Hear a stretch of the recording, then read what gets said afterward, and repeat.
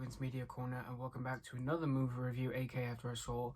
And today I'm going to be talking about the 2020 action fantasy sci-fi movie known as Monster Hunter.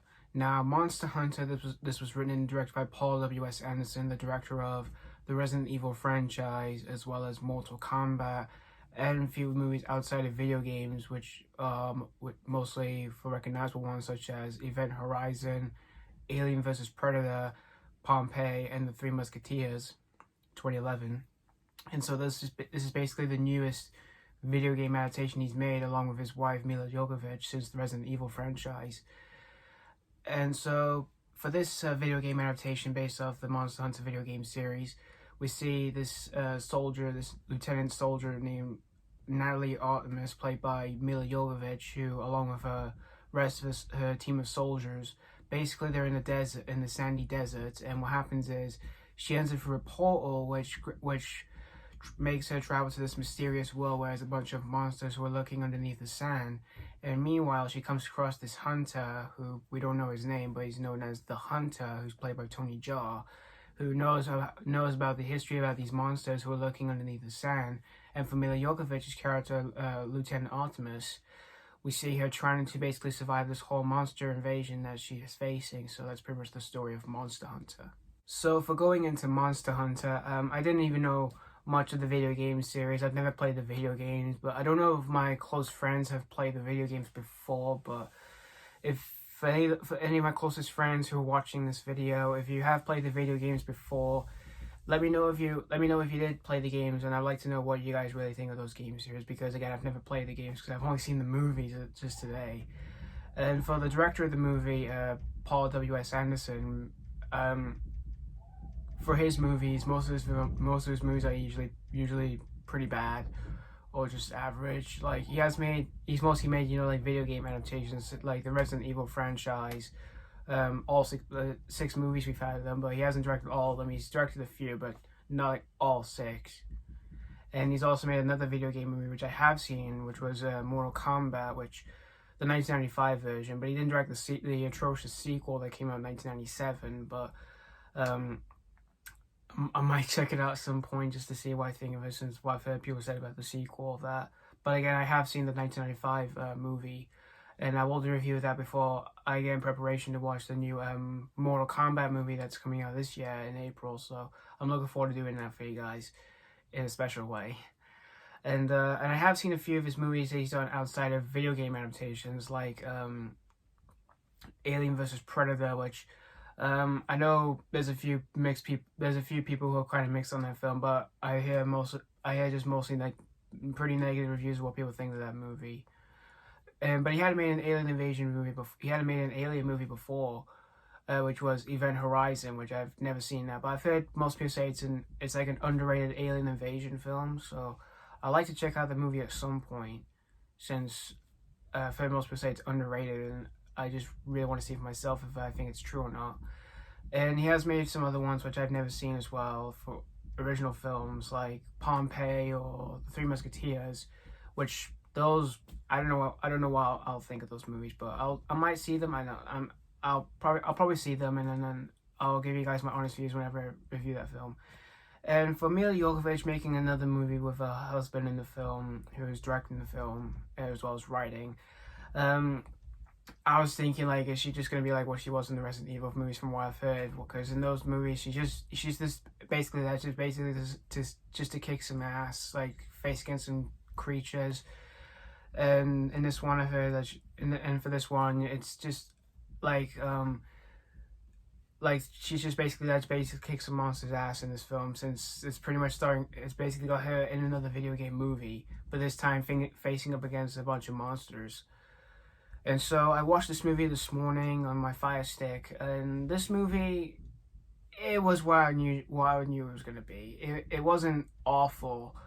It was just kind of average, but mainly though, it was really, really too silly though.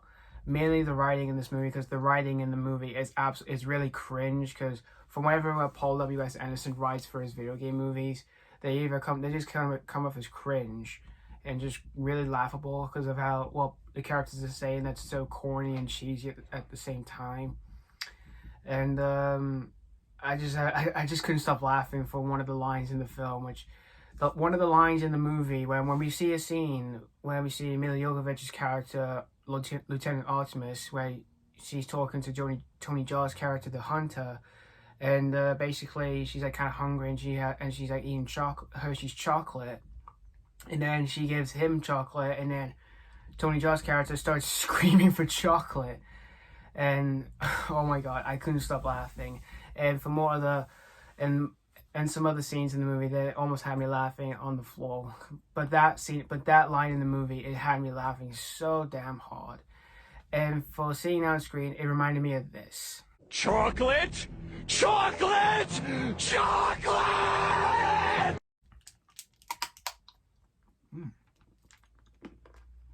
Chocolate. Oh. And for the characters in the movie, none of them felt really interesting. It's just mainly because, again, the writing in the movie by Paul W.S. Henderson is just really cringe and just really cheesy and really corny at the same time, or whatever they're saying in the movie. But for Mila Jovovich's character, Lieutenant Artemis, she's just basically there doing what she did before in the Resident Evil movies, just there to basically kick some monsters' ass. And for action sequences, most of them are just really, shaky cam action sequences, which I'm not really a fan of shaky cams, to be honest. Well, if they're used too much for either a low budget or an action film that's just really too cheesy, or just anything at all, I'm just not really a fan of them, to be honest, because they kind of it just doesn't really work for me whatsoever. But there are some decent shaky cam action sequences I've seen before that doesn't use that too much often. I'm fine with that, but if it's too much, I'm just not really a fan of, to be honest with you. But however, the visual effects on the creatures, like on the monsters in the movie, which they appear out of the sand in the desert, they looked pretty decent for the most part. And for the way they do look like they're from the video games.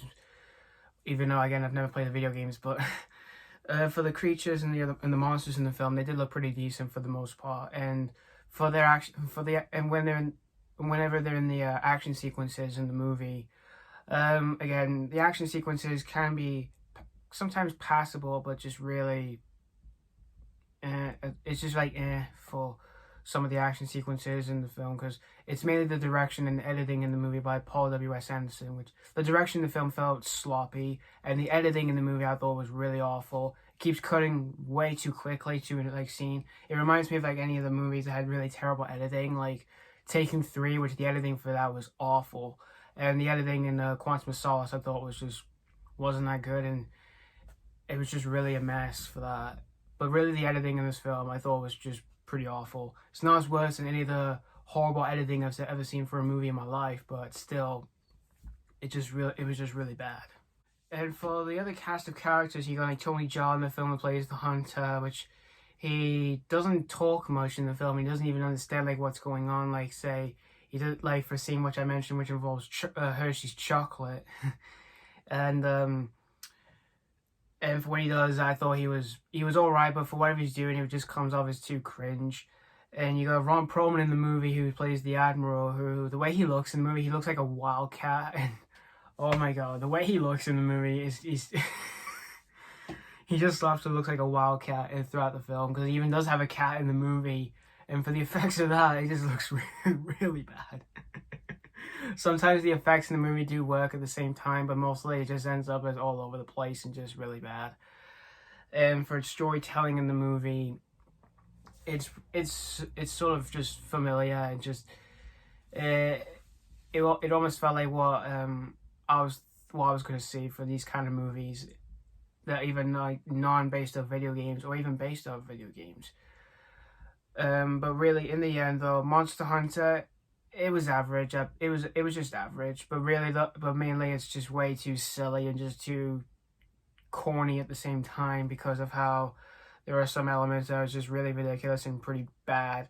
Although there are a few things that were alright, even though it's just merely it's just a really serviceable movie that's just really ridiculous. So, if you're a fan of Monster Hunter, the video game series, if you play them, and if you didn't realize there was a movie about this right now, this could be a watch for you, or if you're a fan of like Mila Jovovich since Resident Evil, this could be a one for you.